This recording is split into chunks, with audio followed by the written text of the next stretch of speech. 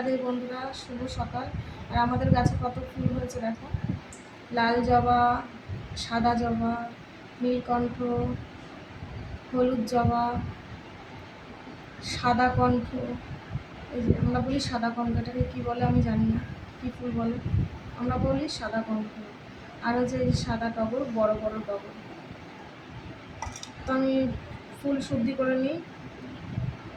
পুষ্পে পুষ্পে মহাপুষ্পে সুপুষ্পে পুষ্পে সম্ভবে পুষ্পে চ কঠিনে চ হুম ফট সাহা।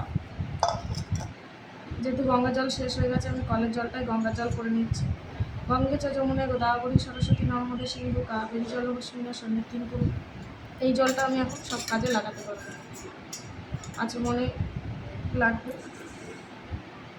চলো আমি এখন ভোগ লাগাবো, কারণ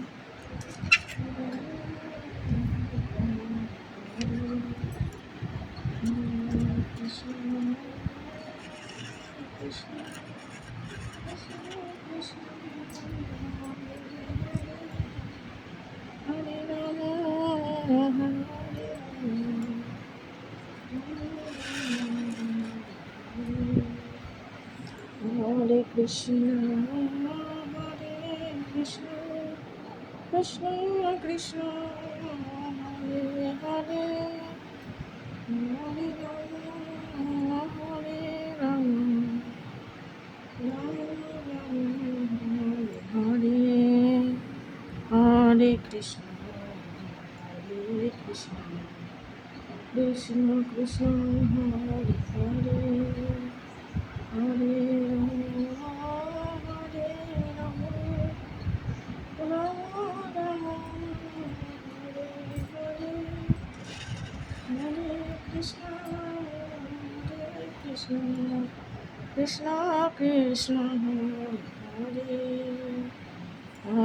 Rama, Hare Rama, Rama Rama, Hare Hare, Hare Krishna, Hare Krishna, Krishna Krishna, Hare Hare, Hare Rama, Rama Rama, Hare Hare, Hare Krishna, Hare Krishna, Krishna Krishna, Hare Hare,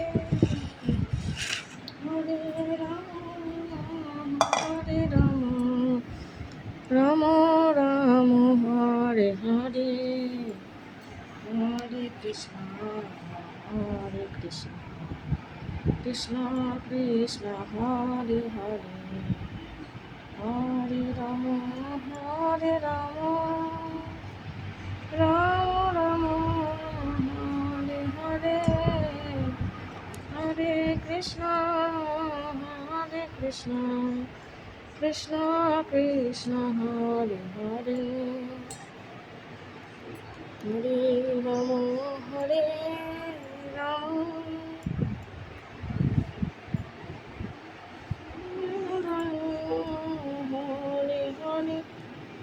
Hare Krishna, Hare Krishna, Krishna Krishna, Hare Hare, Hare Rama, Hare Rama, Rama Rama, Hare Hare, Hare Krishna, Hare Krishna, Krishna Krishna,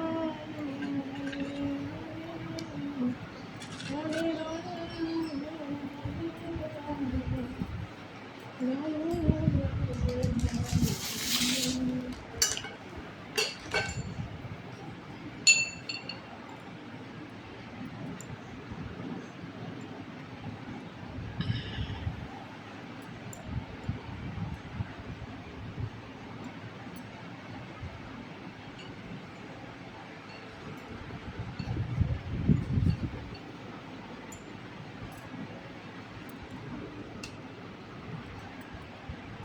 Hare Krishna.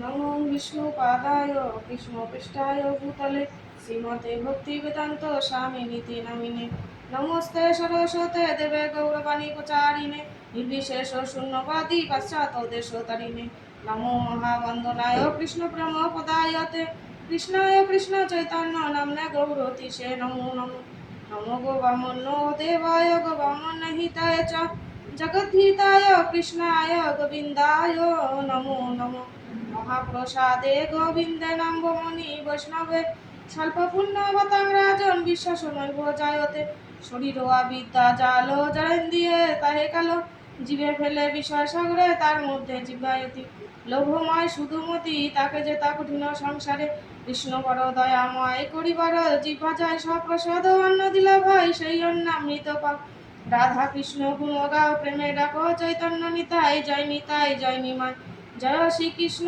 Chaitanya প্রভু নিত্যানন্দ শ্রী দ্বৈত গদাধর শিবাসাদি গৌর ভক্তবৃন্দ হরে কৃষ্ণ কৃষ্ণ কৃষ্ণ হরে হরে হরে রাম রাম রাম হরে হরে জয় রাধে গোবিন্দ জয় রাধে তিমিরন্ধস্য জ্ঞানাঞ্জয় শ্লোকয়া চক্ষুরৌমিলিতং যেন তস্मै শ্রী গুরুবে নমঃ মন্ত্র সত্যাং পূজা সত্যং সত্যদেব নিরঙ্গনম গুরু বাক্যং সদা সত্যং সত্যমেব পরম পদম অখণ্ড মঙ্গলাকারং ব্যপ্ত যেন চরাচরম তদপদং দর্শিতং যেন তস্मै শ্রী গুরুবে নমঃ পিতৃমাতৃ সুহৃদ বন্ধু বিদ্যার্থী স্থানী দেবতা ন তুলং রুণা শীঘ্রং পশ্যায়েত পরম পদম গুরু মহাগুরু বিষ্ণু গুরুদেব মহেশ্বর গুরু সাক্ষাৎ পরম ব্রহ্ম তস্मै শ্রী গুরুবে নমঃ বাঞ্ছাকল্পতরু ভস্য কৃপা সিন্ধু বয়ে বচ পতিতানাং পাবনভ্যে বৈষ্ণবেভ্যৈ নমো নমো বৃন্দায় তুলসী দেবে পিয়ায় কেশবস্য কৃষ্ণ ভক্তি পদে দেবী সত্যবত্যৈ নমো নমো হরে কৃষ্ণ কৃষ্ণ কৃষ্ণ হরে হরে হরে রাম রাম রাম হরে হরে হরে নাম হরে নামৈব কেবলম কলো নাস্তব নাস্তব নাস্তে গতির্নথা ওম তৎসৎ।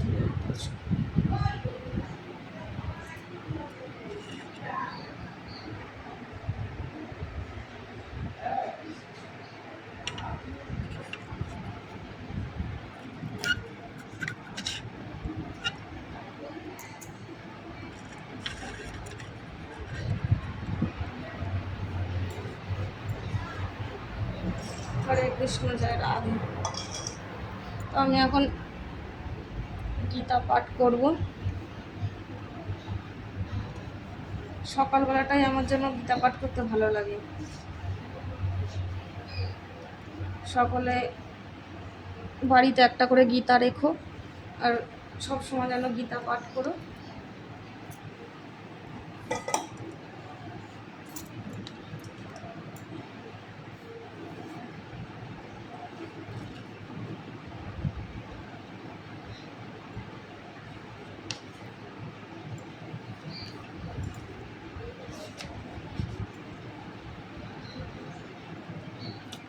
কালকে আমাদের ভক্তিযোগের শ্লোক হয়েছিল, শ্লোক 5 পর্যন্ত হয়েছিল। আজকে ভক্তিযোগের শ্রীমদ্ ভগবদ গীতার যথাযথ শ্লোক 6।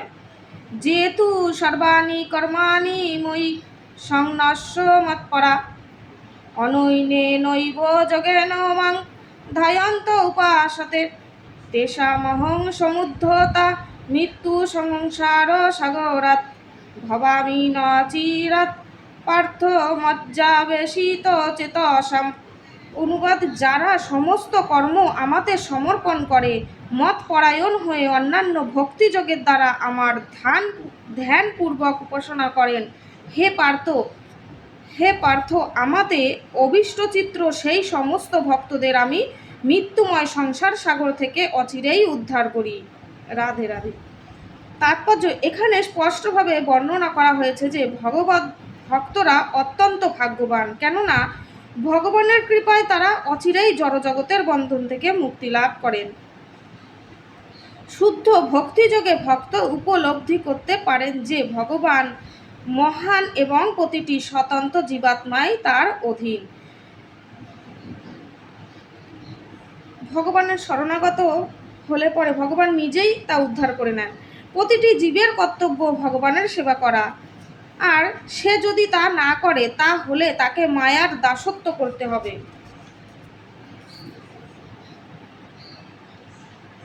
ভক্তিপথে না আসলে সারা জীবন সংসারে থেকে তার মায়া ভোগ করতে হবে। পূর্বে যেটি বলা হয়েছে, কেবলমাত্র ভক্তিযুক্ত সেবার মাধ্যমেই পরমেশ্বর ভগবানকে হৃদয়ঙ্গম করা যায়। তাই আমাদের পূর্ণরূপে আত্মোৎসর্গ করতে হবে। শ্রীকৃষ্ণকে লাভ করতে হলে আমাদের মনকে সর্বতোভাবে শ্রীকৃষ্ণের নিবদ্ধ করতে হবে। কেবলমাত্র শ্রীকৃষ্ণের জন্যই আমাদের কর্ম করতে হবে। যে কর্মই আমরা করি না কেন তাতে কিছু যায় আসে না, কিন্তু সেই কর্মটি কেবলমাত্র শ্রীকৃষ্ণের জন্য করতে হবে। সেটি ভক্তিযোগের মানদণ্ড। পরমেশ্বর ভগবান শ্রীকৃষ্ণের সন্তোষ বিধান করা ছাড়া ভক্ত আর কিছুই কামনা করে না। তার জীবনের একমাত্র উদ্দেশ্য শ্রীকৃষ্ণকে আনন্দ দান করা।